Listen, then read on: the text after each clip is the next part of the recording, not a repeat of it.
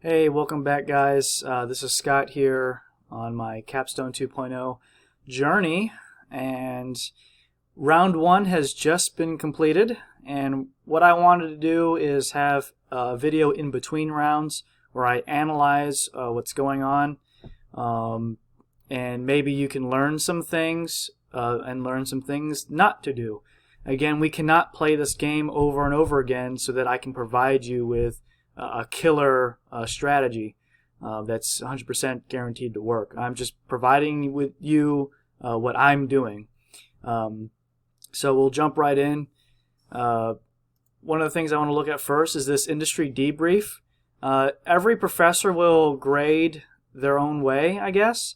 Some will probably do who made the most money. Some will use the balanced scorecard. It really depends on up to your professor, so you need to make sure how they're grading. Sorry, my throat gets very dry very quickly. So we are Team Baldwin, and you can tell we didn't get any green check marks, while Digby did, and Erie got one. However, that's not necessarily a bad thing, because we are in round one. And the professor did say, well, I see one is ready for growth, and I see that others may be doing things in the short term, but maybe not set for the long term, and one kind of fell on its face. So she didn't tell us exactly what team she was talking about, but I think it's Andrews fell on their face. I think Chester also fell on their face, in my opinion. My team is set for growth, and Digby and Erie are set for just short term. Now, I'm going to show you why. Okay, so you can buy into what I'm saying or not. We'll see the results around two. So I'm about as interested as you are. And here's the finance. Now these are the individual tabs that feed into the total balance scorecard. As you can tell, it lines up financial, IBP, and all that. So we're going to go straight into the Capstone 2.0 carrier. Whoops. Well, now you know who's in the teams. I'm in Team Digby. Excuse me, Baldwin. Let's see. We're looking at Baldwin here for the financial statistics. Nobody pulled out a loan. I have the second highest contribution margin. And generally, you want your contribution margin to be 30% or higher. That's one of the ways the game rates you. Okay. If we look down here, we'll see the percent of sales, basically how much you're spending on what. As you can tell, Andrew spent a lot of money, basically 20% here, on SG&A, which is basically your marketing, while Team Erie, I think that may be in first place, spent the least. So trying to sell your products via marketing isn't necessarily the best strategy. You can tell Baldwin, Digby, and Erie are the only profitable companies. And then here's the market share. Erie is at 24%, so clearly ahead on market share, with my team in second and then Digby in third. And then poor old Chester and Andrews. You start off at 20%. Well, we do because we have 5 teams. And they lost. They went down. So it's pretty rough. And here's our stock price here. Kind of stayed flat. Note the PE. We got 45.52 on the PE. So just note that. And teams that did really bad are a negative PE. And Digby and Erie are pretty similar, so they did 20 each. Bond market summary. Everybody except for Chester pulled out a bond, so basically 11% bond. Well, actually, it's on the bottom here. 11%, and it's due in 2031. So after the simulation is over, and then every 2 years we're going to have to owe these amounts. And in the practice rounds that the professor gave us, some of the teams didn't account for that, paying back the bond. They must have not seen that, and they got wrecked and had to pull out emergency loans. So, and our S&P rating is not very good. Well, Chester and Digby are very good, but as you saw, Chester didn't do very well in any other category. So there's a lot of indicators that you'll see, but no one indicator shows you exactly how well the company is doing. And the balanced scorecard is just that year. It's not really like, it's mostly just that year. It's not really it's not going to say who's going to win the game by who got more green checks this year. We're going to go into the financial summaries. There we go. Andrews ended with $56 million in cash. My goodness. And $15 million for us. So Erie just a little bit higher than us. I really do think that Baldwin and Erie, so my team and Team Erie, is the highest likelihood for coming out on top and winning the overall simulation. I just don't see Andrews or Chester catching back up. And Digby is making some plays that I'm going to show you here that will make it very hard for them to catch up. Even though they did technically second place in round one. The balance sheets. Let's see here. Any highlights on this thing? Current debt. As you see, Erie pulled out some current debt. Every place that I've seen say do not pull out current debt, you don't need it. They did have $16 million in cash, so they technically didn't need to do this current debt. So that's one thing I'd caution any of you to not do, is to not pull out current debt. Okay. I think current debt is really used if you need to buy products. If you're just running so slim that you need to buy product to sell. Okay. Income statement. Our EBIT is $10 million to Erie's $15 million, so they're doing pretty good. Okay, their net profit almost $2 million to their $4.5 million. Now here's production versus capacity. This is where I'm going to show you how I think that Baldwin and Erie are going to be the contenders here. As you can tell, we start off at 5-3. So I didn't make any more, so I know that Erie didn't make any more. But Digby, Chester, and Andrews, all three of them sold capacity.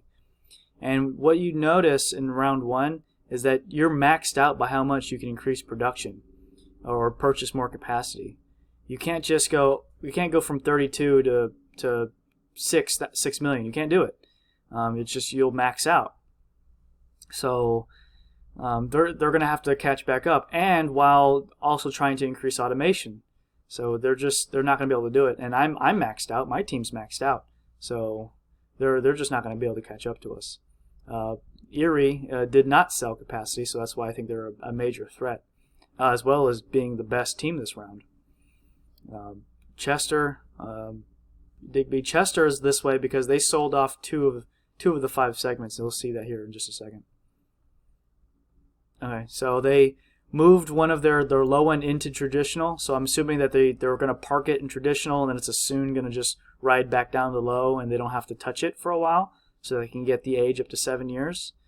Yeah, I think this is their the low end right here that they kind of made into traditional, just because they have a revision date of December, so they did a lot of changes to it. Boat is going to be our new low end. So I think low end's the most lucrative, and it's hard to tell and before you see the results of round one. I mean, there's no way to tell what other people are going to do. I had no idea that Chester was going to do this. This completely blew my mind. So, and they didn't even make a new product this year. Basically, it was just Digby and Baker that made a new product. So it's pretty rough. I think that this game requires you to make, at least a couple new products. Every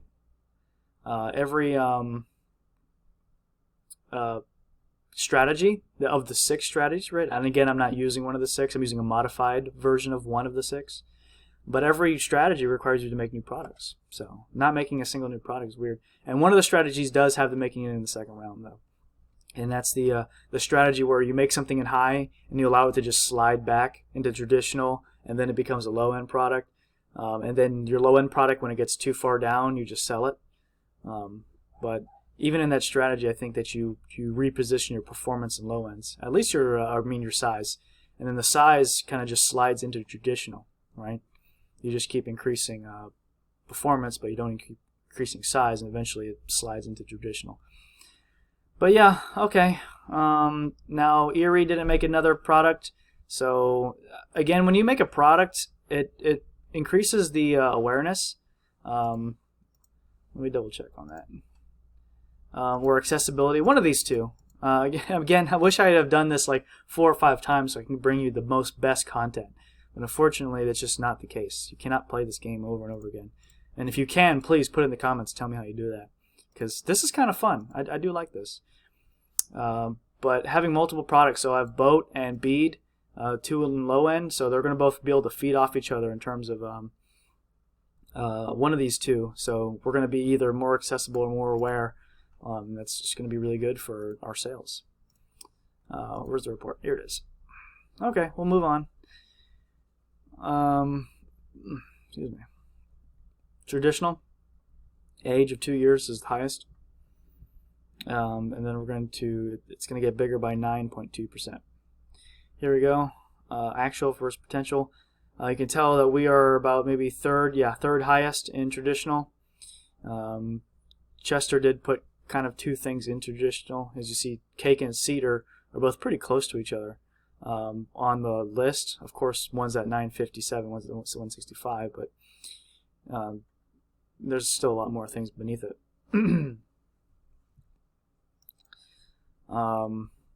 We did not stock out. So in our traditional, we actually ended up having 200 units left over, or 200,000, I guess, units left over.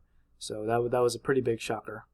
And it's kind of hard to tell, how did Erie really sell more than us, or why is their potential so much higher than ours, right? And we're able, Baker and Able are the same. So their revision date is before ours. So they had March, April, May, and the first day of June to sell at a better specification than us. You can tell they spent less in the sales budget, less in promo budget. We even have higher accessibility and awareness. They still have higher customer satisfaction. Now their MBTF is higher than ours, but if you look at this, MBTF is the smallest. It's only 9%. So I think one thing we're going to do after this round is increase it sort of middle of the road, because otherwise now we have the same size. They are just slightly better performance. We are just slightly better performance. So we were lower performance before June, but once we hit June, we got better performance. And then once we hit June, we had a better age. So we got closer to 2, which is right here, and they're farther away than 2. So, and their product costs more than ours. So I'm thinking the MBTF really made a difference here. So, and also having a few extra months to sell a product better than us. But again, we had June, July, August, September, October, November, December to sell better than them. Marginally better than them, but also worse than MTBF. So I think that's really what happened. Because before March, or at March, between March and June, it's not marginal. Like, we're much worse than them. So I think that's basically what happened. So I'm going to increase MBTF. I'm going to keep my revision date still probably around June. Low end. I know this video is getting long, guys, but there's not a lot of good content out there, and I'm probably going to be lumped in the bad content category. But I mean, I'm not a YouTuber, so let's see here. Okay, and I have a full-time job. I'm really busy. Chester did really good here. Chester, we're in the low end. Now, Chester's the one that sold off 2 others, so, I mean, they better be doing pretty good. Andrews just fell on their face on this one. I think they may have sold out or didn't care or didn't try. I mean, potential sold, units sold, I mean, that's pretty pathetic. And they spent $2.9 million in the sales budget on this. So, I don't know what's going on here. And $1.8 million.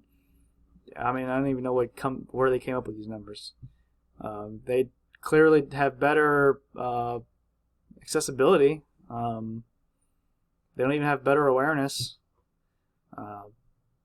So this is clearly their low-end product because it got 1200 MBTF, which is those lows you can go in that area. Again, cedar. Well,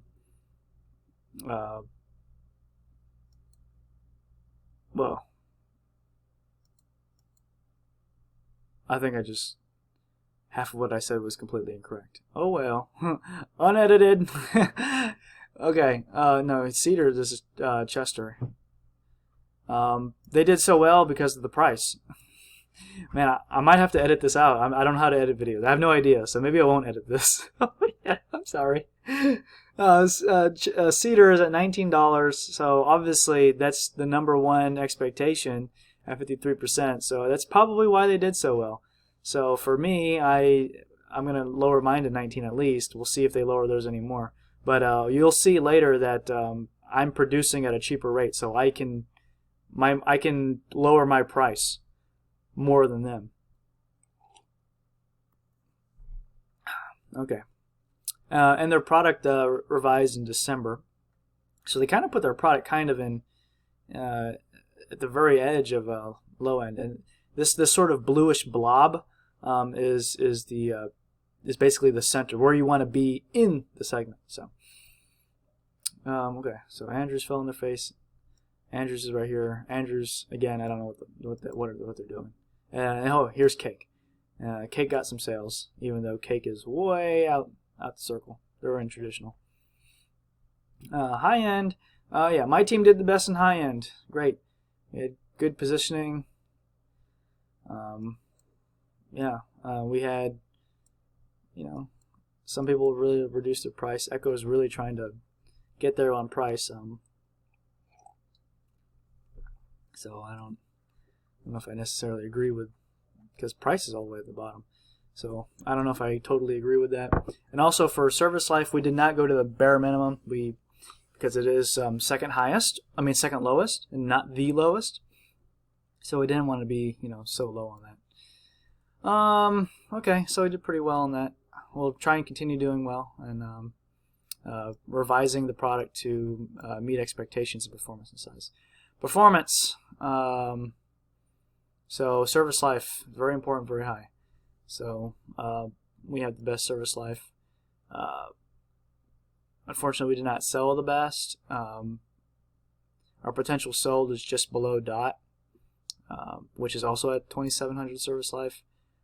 Just if you're doing performance, ramp up the service life. I don't know why you wouldn't put it all the way. It really doesn't add that much more to the revision date. And it doesn't really cost that much. So just ramp it all the way to 27. I don't know why you wouldn't. We're beating in the areas of customer accessibility and awareness. We're doing pretty well here. It's just Digby kind of slightly outdid us there, I guess. But we'll see if we can change that. Size, okay. Chester pretty much sold out of this. The only reason why they have anything on the board is because their cake product was so good that they were able to make a few sales past the potential sold, even though they're a traditional product. Number one sold. See, again, sales budget's is not all that. Now, sales budget's good, but it's not everything. But it's also not nothing. I don't think you want to do 800, and they definitely could have afforded to put $1 million or $1.5 million, and maybe even really put it out the park. But their potential sold is 341, while ours is 570. They simply just made more. So another thing. One of the guides that I was reading was like, you want 112% because it's going to give you some extra product for people that fall in their face, essentially, like what Chester did. But, if Chester didn't leave the market, then Egg, with only having 341 and me at 570, they easily could have had a whole lot left in inventory. They easily could have had that happen to them. And, but it's a risk you got to take. I don't know if it's a risk that they calculated. I knew that just because of the practice round, we were underproducing. So I'm guessing Team Erie was just like, well, let's just produce a lot. And they didn't get punished for it. They didn't get punished. So good for them. Here's the market shares. You can tell for Baldwin, we're a solid block. Erie, Digby, Chester, Andrews, it's sort of bouncing around. Unit sold versus demand. pretty self-explanatory here. But this is another reason why I think we're going to have a great sim run, is because we're solid in just everything. We're not the best in anything except for high end, but we're solid in all of our categories. Well, Chester, man, I don't know. Andrews, what are you doing? And then you have Digby here, who is good in some areas, and in some areas very lacking. Yeah. And in Erie here, they got two high performances in performance and size, which is basically what Chester got out of. So, I mean, I feel like Erie, just a lot of things went right for them. So, and they didn't get punished for their bad choices. Let's see here. We're going to skip over that. Skip over that. Basically, I use this to easily compare performance and size and revision dates. See when people are revising their products. As you can tell, Baldwin, which is my group, tried to keep a lot of things in June and July. Of course, you have B. We're trying to get to 7 years, so we didn't really touch with that. And this is the new product that's going to come out in February. But Andrews, you can tell they're kind of all over the place from April all the way to December. Erie, December to March. Chester did everything December. They just want to make high end as much. They just wanted to make their products as good as possible when it comes to performance and size. And Digby, again, they're all over the place from April to December, back to June and January. Okay, so let's see. And then custom modules, HR hasn't started yet, so nothing really to talk about there. Okay, and so here's our points that we earned for this round.